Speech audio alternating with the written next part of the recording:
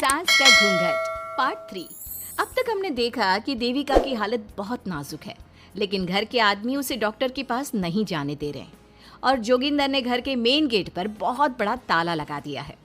लेकिन देविका की सास विमला पहली बार घूंघट उठाकर समाज के बनाए नियम का उल्लंघन करती है और देविका की जान बचाने की कोशिश में जुट जाती है। मैं भी देखती हूँ मेरी बहू को डॉक्टर के पास जाने से कौन रोकता है। देखो सचिन के बापू, दरवाजे की चाबी दे दो मुझे। तुम्हारा दिमाग ठिकाने पर है, पहले सर पर पल्लू रखो और अंदर जाओ। आज तक मैंने आपका हर गलत फैसला सर झुकाकर स्वीकार कर लिया, लेकिन आज मैं आपकी एक बात नहीं सुनूंगी। मुझे मेरी बहू की किसी भी कीमत पर जान बचानी है। मुझे चाबी दे दीजिए। पिताजी, माँ ठीक बोल रही है, चाबी दे दीजिए ना, नहीं तो देविका नहीं बचेगी। देविका मरती है तो मर जाए, लेकिन यह दरवाजा नहीं खुलेगा। तुम सारी औरतों को इस देविका नाम की बीमारी ने पागल कर दिया है और इस बीमारी का अच्छी तरह से इलाज करना आता है मुझे। वीना बेटी, सुजाता बहू, जाओ अंदर से देविका को लेकर आओ। विमला ये बोलकर अपने पति के हाथ से चाबी छीन लेती है। तभी महेंद्र विमला का हाथ पकड़कर चाबी विमला से छीन लेता है। भाभी, घर के मर्दों से टक्कर लेकर आप अच्छा नहीं कर रही हो। ये इस घर के संस्कार नहीं है। महेंद्र की बात सुनकर कम्मू अपने पति के हाथ से चाबी छीनकर कहती है, इस घर के संस्कार क्या है हम अच्छी तरह से जान गए हैं। आज इस घर का दरवाजा खुलकर रहेगा और देविका डॉक्टर के पास जाकर रहेगी। भाभी, ये लो दरवाजा खोलो। विमला ताला खोल देती है। तभी वीना और सुजाता देविका को लेकर आ जाती हैं। घर की सारी औरतें देविका को लेकर घर से जा रही होती है कि तभी सुजाता का पति मोहन उससे कहता है, सुजाता, तुम देविका को लेकर इस घर से निकल तो रही हो, लेकिन याद रखना, अगर तुमने एक कदम भी बाहर निकाला तो वापस इस घर में मत आना। मैं देविका के साथ अस्पताल भी जाऊंगी और वापस इस घर में भी आऊंगी। देखती हूँ कौन रोकता है मुझे। देखता हूँ कैसे इस घर के अंदर कदम रखती हो और कौन तुम्हारी मदद करता है। कानून मेरी मदद करेगा और कारट के दरवाजे हर नागरिक के लिए खुले हैं। मोहन को अपनी पत्नी से इस तरह बात करता देख कल्याण वीना से कहता है, वीना, तुमने देविका का साथ देकर अच्छा नहीं किया। अगर तुम अभी भी इसके साथ गई तो अपना और मेरा रिश्ता खत्म समझना। मुझे कोई फर्क नहीं पड़ता। तुमने आज तक किया ही क्या है मेरे लिए। तुम खुद घर जमाई बनकर मेरे घर में रह रहे हो। कभी 100 रुपये की साड़ी दिलाई है मुझे। मेरे आने से पहले मेरा घर छोड़कर निकल जाना, समझे। ये बोलकर वीना और घर की सभी औरतें देविका को अपने साथ अस्पताल ले जाती है। वहां जाने के बाद डॉक्टर जल्दी से देविका का चेकअप करता है। चेकअप करने के बाद वो गुस्से से कहता है, ये क्या किया है तुमने? क्या हुआ डॉक्टर साहब? आपकी बहू की इतनी ज़्यादा हालत ख़राब है और उन्हें चोट भी लगी है, फिर भी आपने उन्हें हॉस्पिटल लाने में इतना लेट कर दिया। आपको 3 दिन पहले ही इन्हें हॉस्पिटल में एडमिट करवाना चाहिए था। हमसे गलती हो गई डॉक्टर साहब, लेकिन आप जल्दी कुछ करिए। हमारी बहू और उसके बच्चे को बचा लीजिए। देखिए, अभी कुछ भी कह पाना मुश्किल है। हम माँ और बच्चे में से किसी एक को ही बचा सकते हैं। आप सोच लो किसे बचाना है। डॉक्टर साहब, आप देविका को बचाइए, उससे कुछ नहीं होना चाहिए। देखिए, हमें देविका का ऑपरेशन करना पड़ेगा। आप इनके पति को बुलाइए, हमें कुछ पेपर पर साइन करवाने हैं। डॉक्टर की बात सुनकर सभी औरतें सोच में पड़ जाती हैं।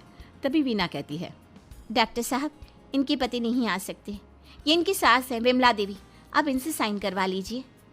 लेकिन पेशेंट की हालत इतनी नाजुक है, इनके पति है कहाँ? वो अपने आदमी होने का धर्म निभा रहा है। पति धर्म के बारे में उसे कुछ नहीं पता। डॉक्टर साहब, वो नहीं आएगा। क्या क्या करना है आप मुझे बताइए। थोड़ी देर बाद डॉक्टर देविका का ऑपरेशन शुरू कर देते हैं।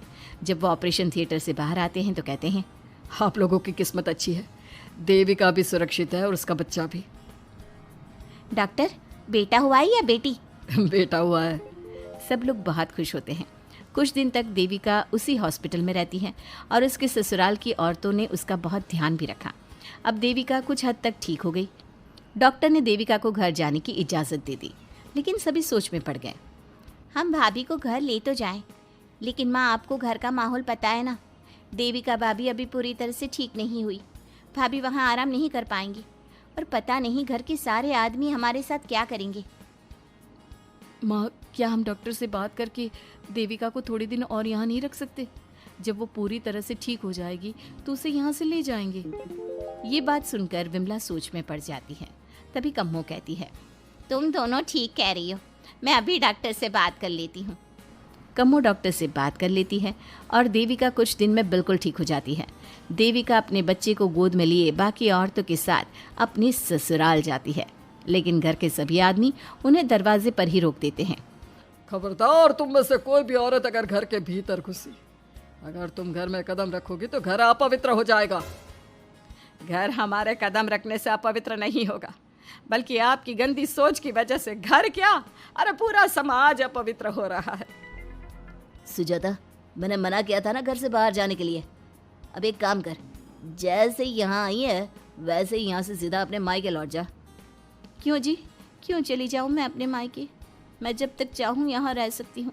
अगर आपने मुझे इस घर में आने से रोका तो मैं आपकी पुलिस में शिकायत कर दूंगी। वीना, इन सब की तरह तुम्हारा भी दिमाग खराब हो गया है। अब मैं तुम्हें बिल्कुल बर्दाश्त नहीं करूँगा। तुम्हें ऐसी सजा दूंगा कि तुम याद रखोगी। सजा बाद में देना, पहले मेरे घर से बाहर निकलो। खुद पूरी जिंदगी में एक घर नहीं खरीद पाए और मुझे सबक सिखाने की बात बोल रहे हो। देखो बिना, तुम इस घर की बेटी जरूर हो, लेकिन कल्याण इस घर में ही रहेगा। उसने बहुत कुछ किया है इस घर के लिए, लेकिन तुम अब यहाँ नहीं रह सकती। क्यों नहीं रह सकती? इस घर पर मेरा उतना ही हक है जितना सचिन का। देश के कानून ने मुझे ये हक दिया है। अगर मैं चाहूँ तो कोर्ट का सहारा लेकर इस जायदाद का आधा हिस्सा ले सकती हूँ। और हाँ कल्याण, तुमसे तलाक भी ले सकती हूँ। वीना, देविका के साथ रह रहकर तुम्हारा दिमाग भी खराब हो गया है।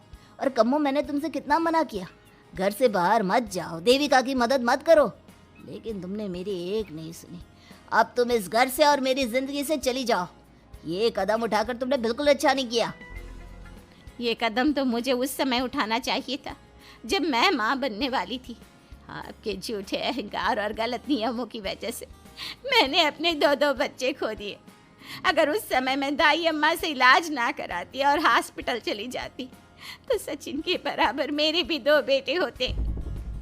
सभी पति इस बात पर अड़े हुए थे कि वो अपनी अपनी पत्नियों को घर के अंदर नहीं आने देंगे। देविका बहुत देर तक सबकी बातें सुनती रही। फिर उसने अपने पति से कहा, सचिन, तुम्हारे घर के आदमियों की बात तो मैंने सुन ली, अब तुम बताओ तुम्हारा क्या फैसला है? देविका, मुझे माफ कर दो, मैं तुम्हारे लिए कुछ नहीं कर सकता, मैं मजबूर हूँ। मुझे पता था सचिन, तुम्हारा यही जवाब होगा। मुझे अपने आप पर हैरानी है कि मैंने बिना रीढ़ की हड्डी वाले आदमी से प्यार ही क्यों किया, शादी क्यों की। अब मैं आप सबसे बस आखिरी बार पूछ रही हूँ, तुम हमें अंदर आने दे रहे हो या नहीं, या मैं पुलिस को फोन करूँ? देविका, आज तक हमारे गांव में पुलिस ने कभी कदम नहीं रखा और तू हमारे घर के दरवाजे पर पुलिस को लेकर आएगी? तेरी हिम्मत कैसे हुई ये बात करने की? आज तक इन औरतों ने घर से बाहर कदम नहीं निकाला था और 2-4 दिन में तूने इन सबको इनके अधिकार भी याद करा दिए। अब तो तुम बिल्कुल इस घर में नहीं आ सकते। घर की औरतें घर के बाहर खड़ी थी और घर के आदमी घर के दरवाजे पर। उनकी लड़ाई देखकर पूरा गांव इकट्ठा हो गया। देविका को अस्पताल पहुंचाकर घर की औरतों ने काम तो अच्छा किया। इस काम से देविका और उसके बच्चे की जान भी बच गई, लेकिन इनकी जान बचाने की कीमत घर की औरतों को कैसे चुकानी होगी, इसके लिए आपको आने वाला एपिसोड देखना होगा। और हमारे प्यारे दर्शकों, हमें कमेंट करके ज़रूर बताइए कि देविका के साथ बाकी औरतों को क्या करना चाहिए। क्या उन्हें घर के अंदर जाने के लिए संघर्ष करना चाहिए या फिर वो घर छोड़कर चले जाना चाहिए? दोस्तों, हमें उम्मीद है कि आपको हमारी ये कहानी पसंद आई होगी। कृपया हमारे चैनल को सब्सक्राइब करें और सभी अपडेट्स के लिए बेल आइकन जरूर दबाएं। और हाँ, वीडियो लाइक और शेयर करना मत भूलिएगा। Bye bye.